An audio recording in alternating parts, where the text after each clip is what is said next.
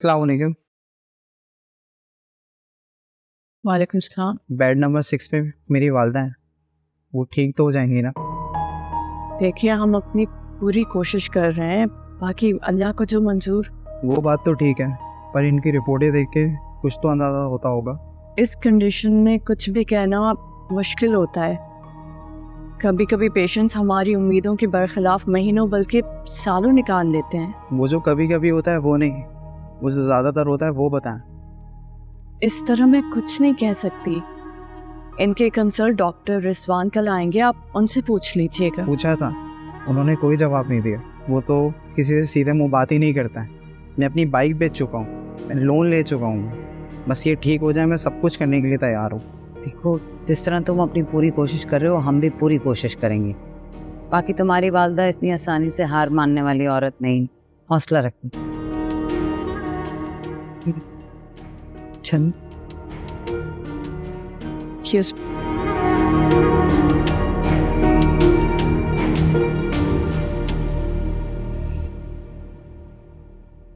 शर्मीन, मुझे ना एक ज़रूरी बात करनी थी आपसे, बोलें। लेकिन ये बात हम दोनों के बीच में ही रहनी चाहिए। बिल्कुल। मेरे दिमाग ने तो काम करना ही बंद कर दिया है। ऐसा क्या हो गया है? I have to take. Hello?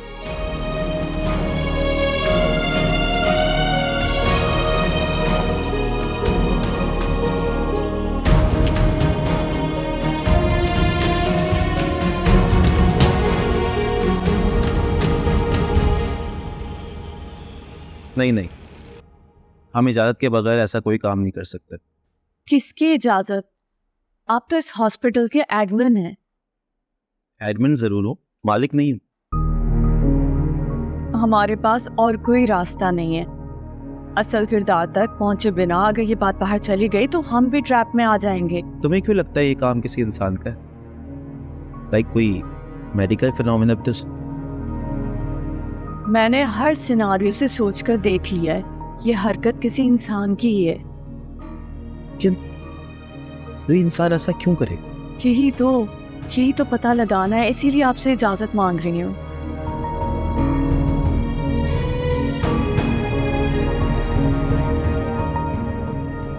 ठीक है,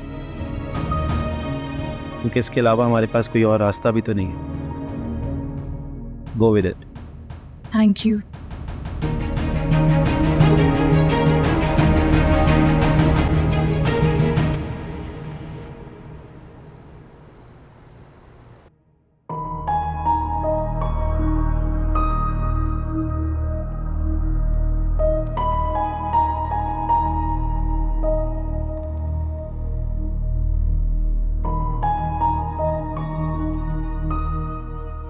क्या ढूंढ रहे हैं आप?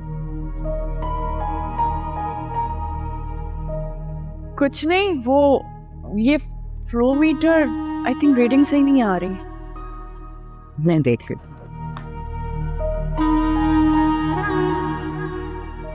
ये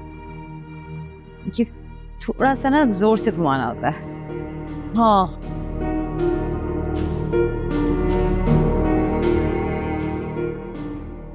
हो गया। अच्छा, ये पेशेंट थोड़ी देर पहले आया, आधा घंटा हो गया। मैंने इन्हें वाइटर्स दे दिया। मेरे बेड में मुझे ये स्टेबल है, 24 घंटे हो गए। मैं जाकर देखता हूँ पेशेंट। नहीं, तुम रुको, तुम ये कर लो, मैं देख।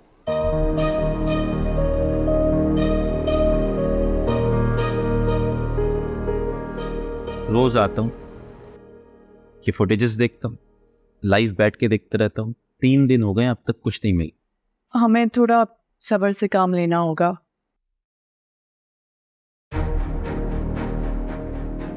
शर्वीन ऐसे क्यों खड़ी है? शर्मीन से मरीजों को कोई खतरा नहीं है। She is very caring. हाँ, मैं ये सोच रहा हूँ कि हमारा प्लान एग्जीक्यूट नहीं हुआ तो फिर क्या करेंगे? फिर पूरी टीम के नाम देने होंगे तफ्तीश के लिए। कि पूरी टीम के लोगों को बजाय तफ्तीश रखेंगे ये हॉस्पिटल तो बंद हो जाएगा। हाँ, जो लोगों की जान ना बचा सके ऐसे अस्पताल का बंद होना ही बेहतर है। क्या बात करती हैं यार।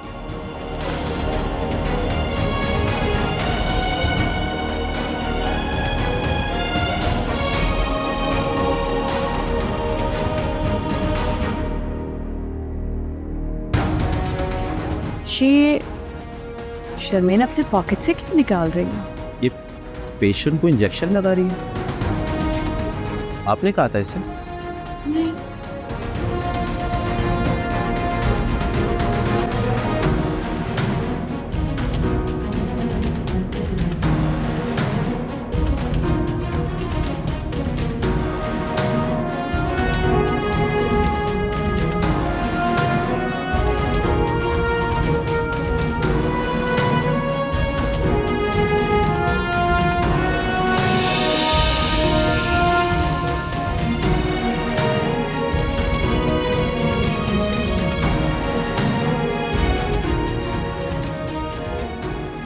मैंने सब पे शक की, खुद पर भी, फिर आप पर शक नहीं की।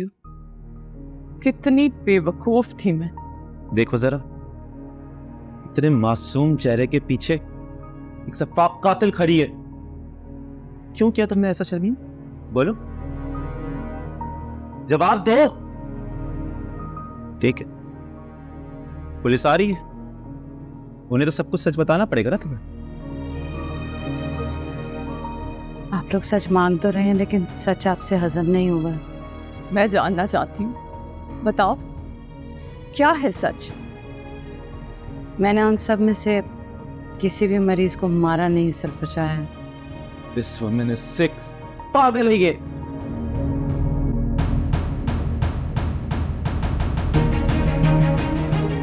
सही कह रहे हैं आप, पागल ही हूँ।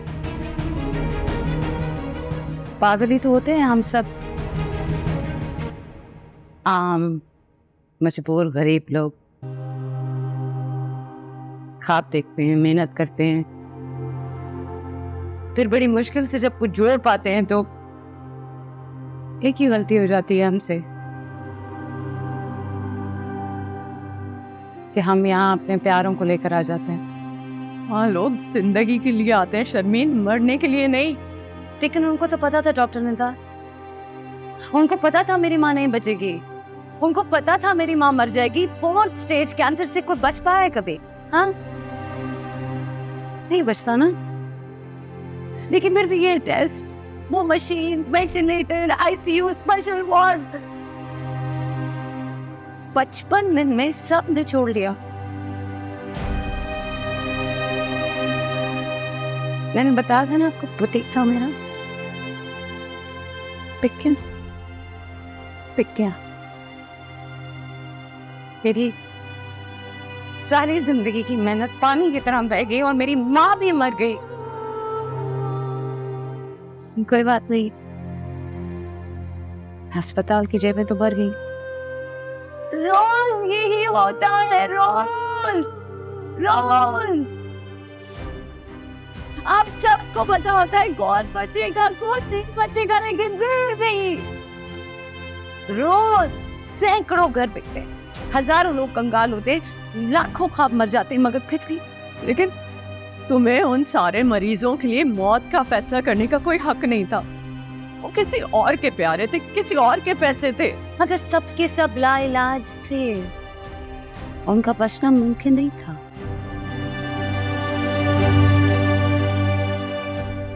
मैंने सिर्फ और सिर्फ उनके घर वालों को उनके साथ मरने से बचाया।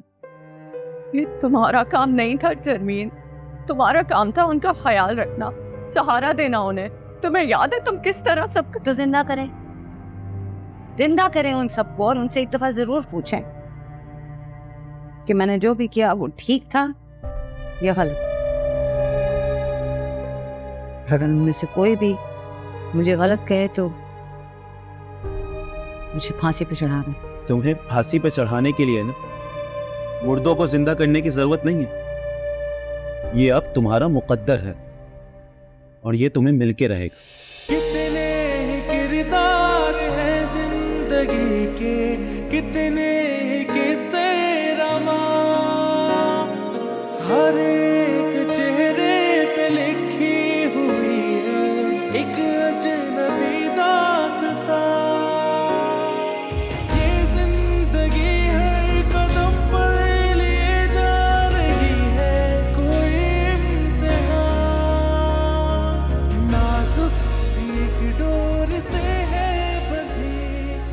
डॉक्टर नंदा,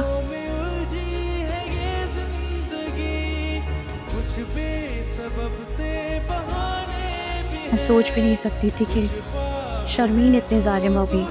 सालिम, तब से अब तक यही लफ्ज दिमाग में गूंज रहा है कि बड़ा जालिम कौन है। टर्मिनली इल मरीजों को मौत की नींद सुला देने वाली शर्मीन, या उनकी मौत से फायदा उठाने वाले अस्पताल।